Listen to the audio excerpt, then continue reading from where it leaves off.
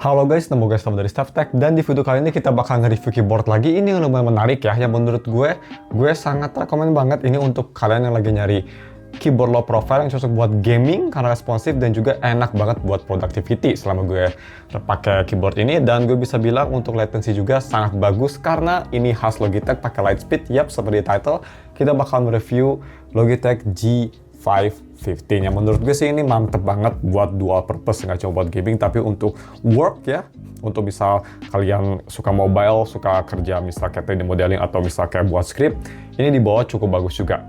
Nanti kita bakal bahas kenapa.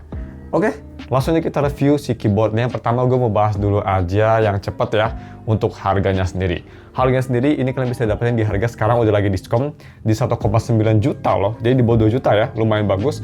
Yang pastinya lebih murah dibanding kompetitor-kompetitor lainnya ya, gue bisa bilang. Jadi seperti biasa kalau misalnya kalian mau beli keyboard ini, gue bakal taruh linknya di deskripsi. Dan untuk overview aja, keyboardnya sendiri dia tuh datangnya tuh box khas Logitech Gaming ya. Sekarang lebih bagus menurut gue tampilannya, terutama dalamnya tuh plastiknya dari presentasi lebih oke, lebih premium kerasannya. Dan di boxnya sendiri kalian dikasih kabel yang lumayan panjang untuk wired, dan untuk ngecas juga yang pastinya dikasih si kotak kecil itu biar bisa dimasukin ke depan, biar bisa ditaruh di depan si colokan wirelessnya itu, si USB wirelessnya. Sama seperti Lightspeed aksesoris lainnya kayak di G Pro X atau teman-teman ya, ada kayak gitu juga.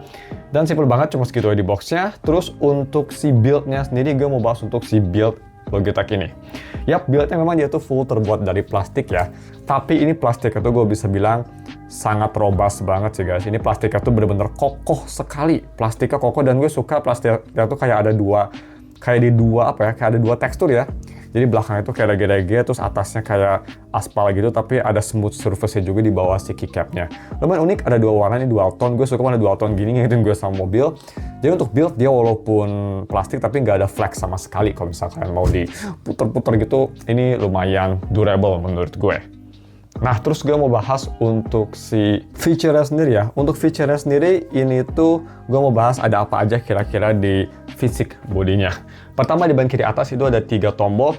Tombol pertama itu untuk si wireless 2.4 GHz dari Lightspeed-nya. Dan ada Bluetooth juga. Yap, ini kenapa gue bisa bilang cocok banget untuk productivity. Karena dia udah ada Bluetooth, jadi bisa connect langsung tanpa harus install Logitech G Hub. Misal kalau misalnya kalian di komputer yang berbeda dan gak ada koneksi. Terus yang paling kanan itu ada game mode, yang jadi kalau misalnya kamu pencet tuh game mode, Windows buttonnya seperti biasa bakal ke disable. Di paling kanan itu ada si caps lock dan battery indicator. Kalau misalnya kita ke atas, di situ paling kanan ada si switch untuk nyalain matiin keyboardnya. Paling kiri ada si charging port USB Type-C, nice. Dan untuk di belakang di sini tuh dia ada rubber fit yang udah dua ya, ada dua tipe, jadi bisa yang 4 degree atau yang 8 degree, kalian bisa milih, nice. Dan itu tuh di sebelah tulisan Logitech ada USB untuk wireless yang bisa kalian masukin kalau misalnya kalian mau bawa keyboardnya on the go, jadi udah sangat komplit ya pastinya ya. Dan speaking of form factor sendiri, ini tuh ketipisannya dia hanya tipis banget ya keyboardnya itu nih. Bisa kita lihat ya, ini gue giniin, tipisnya dia hanya 22 mm. Terus dari keycap sama keyboard 1,3, dan dia itu untuk actuation keyboardnya sendiri hanya di 3,2 mm travel, yang sangat low-profile banget ini keyboard. Jadi kita bakal bahas untuk si switch-nya ya. Sekarang kita tes si sound-nya. Jadi ya, untuk feature sih itu aja di fisik keyboardnya. Untuk tombol dan untuk di keycapnya seperti biasa di sini ada multimedia yang kalian bisa trigger dengan pencet Fn, terus kalian pencet daerah sini misal Fn, pencet F10 buat nge-pause lagu atau naikin volume, bisa di Fn print screen dan lock button untuk naikin kecilin audio ya. Simple thing ya, semua keyboard ada kayak gitu juga. Dan selanjutnya kita moving on ke fitur yang paling menggiurkan dari keyboard ini, yang menurut gue lebih bagus dari keyboard wireless lainnya di harga yang mirip ya untuk productivity, yaitu dari wireless connection dan latency-nya. Terutama dari latency ya. Wireless connection tadi gue udah bilang dia pakai Lightspeed, itu pakai USB Lightspeed-nya, dan itu Lightspeed-nya itu 2-in-1, jadi kalian kalau misal punya produk Logitech lainnya itu bisa di satu dongle aja, yang sangat-sangat handy. Itu khas Logitech ya, di yang versi productivity juga kayak MX series juga bisa kayak gitu, pretty nice. Dan ada Bluetooth juga.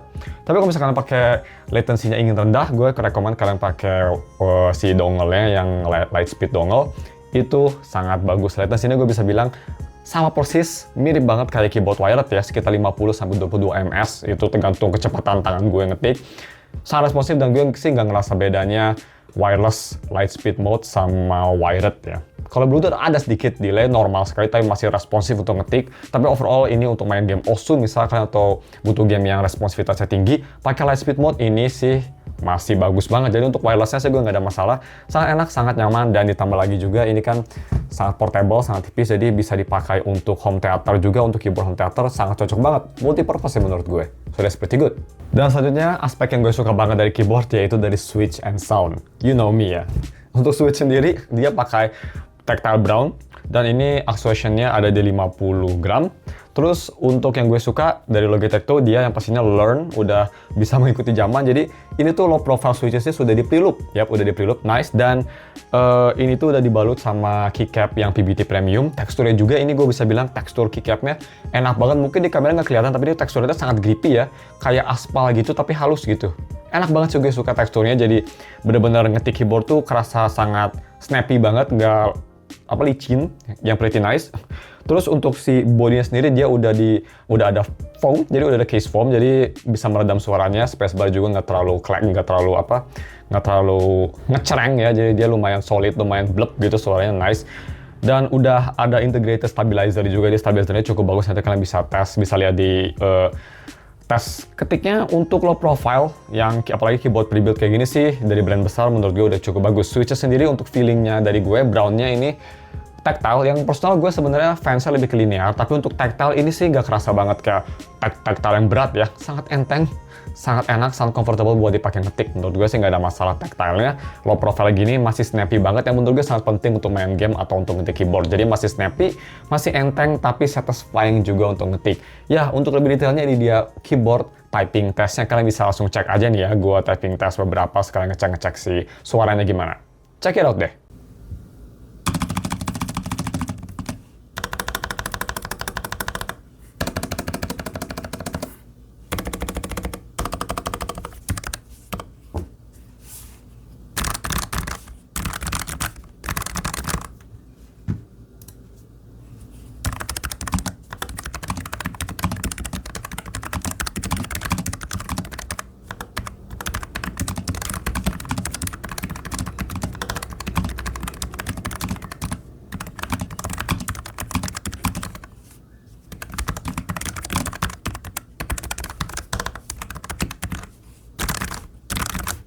Nah, terus untuk Logitech G Hub, bisa kita lihat tuh Logitech G Hub sekarang udah lumayan glow up ya, lebih glow up lagi. Gue lebih suka sekarang, lebih smooth, kerasanya kayak lebih enteng, lebih simple juga. Gue paling suka dari semua software gaming ya, software peripheral, paling suka Logitech G Hub karena simple banget, elegan, dan hitam, jadi enak di mata aja.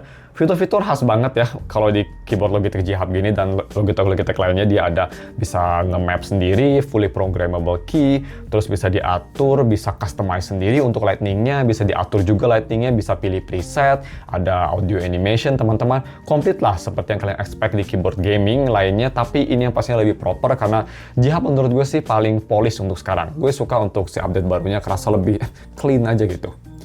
Terus untuk si lightning-nya sendiri bisa kita lihat ya, ada beberapa lightning. Gue nggak bisa ngetes semuanya, pasti video ini bakal kayak 1 jam. Tapi ya beberapa lightning-nya cukup responsif, cukup bagus, dan sangat smooth animasinya. Jadi buat kalian yang suka RGB, ini support RGB, dan overall warnanya sih lumayan terang, dan di warna putih ini sih lumayan clean banget untuk yang menurut gue. Oke, dan untuk si battery life sendiri, si Logitech tuh nge-advertise 36 jam kalau misalnya pakai light speed, dan lightning-nya nyala di 36 jam ya. Yang itu kalau misal gue pakai setup ini pakai full brightness ya, wireless, terus pakai light speed mode, jadi nggak pakai Bluetooth, pakai dongle. Di Logitech G Hub itu tulisannya bukan 36 jam tapi 43 jam, jadi lebih lama. Dan setelah gue tes ini, gue pakai seharian lebih, dan ini hanya berkurang sekitar 7-8% loh. Jadi baterainya dia 500 mAh baterai, dan lumayan durable ya, lumayan tahan lama baterainya. Battery life overall gue bisa bilang sih ini amazing, nggak ada masalah. Apalagi untuk ini ya, tebelnya yang sangat tipis, baterai 500 mAh, udah cukup awet lah. Jadi ya mungkin cuma segitu videonya, tapi sebelum kita ke konklusi, gue mau bahas dulu pengalaman gue pakai keyboard ini. Overall sih gue nggak ada masalah ya. Kalau misal ingin ngomong sedikit minus, mungkin hanya dari build-nya aja mungkin yang agak, yang full plastik. Mungkin kalau misalnya ada sedikit metal karena premium, tapi gue sih nggak bakal komplain karena beberapa brand lain juga di harga segini, pakai plastik full, jadi it's fine lah ya, gue nggak bakal komplain. Dan sebenarnya komplainnya hanya dari gue aja, karena gue belum terbiasa pakai low profile, jadi gue bener-bener kalau pakai keyboard ini tuh harus pakai fit yang paling tinggi ya, ini harus pakai yang tinggi, karena gue kebiasa sama keyboard biasa. Tapi untuk minus sih gue nggak ngerasa ya, suara keyboardnya enak, cukup solid, expression point-nya gue terbiasa yang enteng, dan ini juga cukup enteng untuk tactile. Gue suka banget sama keycap PBT Premium ini, teksturnya mantep banget ya, dan pasti ini bakal tahan lama juga, lightingnya oke, baterainya bagus. Overall sih gue nggak ada masalah, dan harganya yang di bawah 2 juta ya, sekarang 1,9. Ini sih lebih murah dibanding keyboard lainnya di brand lain ya, yang harganya sampai 2 komaan. Untuk low profile high end kayak gini, premium low profile. Jadi ya, overall sih untuk konklusinya, kalau misalkan lagi nyari keyboard, tapi kalian gamer, tapi kalian juga kerja gitu ya, ini sih untuk multi purpose bagus ya, daripada beli keyboard yang lebih mahal tapi hanya untuk kerja full, untuk main game ada sedikit delay, atau misal kalian kurang suka. Ini enak banget loh keyboardnya menurut gue. Jadi overall gue sih suka sama keyboard ini, dan kalau misalkan kalian mau beli keyboard ini, gue bakal taruh linknya di deskripsi. Jadi ya, kalau misalkan lagi nyari keyboard buat gaming tapi kalian mau kerja juga, terus kalian ingin keyboard low profile, itu yang paling utama ya, keyboard low profile, ini sih bagus banget. So ya, mungkin cuma segitu ya videonya. Kalau misalkan ada pertanyaan, kalian bisa komen di bawah mungkin. Atau kalian mau gue nge-review keyboard lainnya juga, bisa komen di bawah. Cuma segitu di videonya, jangan lupa subs. Thanks for watching, kita ketemu lagi. Nggak tahu kapan untuk review keyboard lainnya ya. Kalau misalkan kalian suka sih, gue bakal lebih sering. Thanks for watching, goodbye.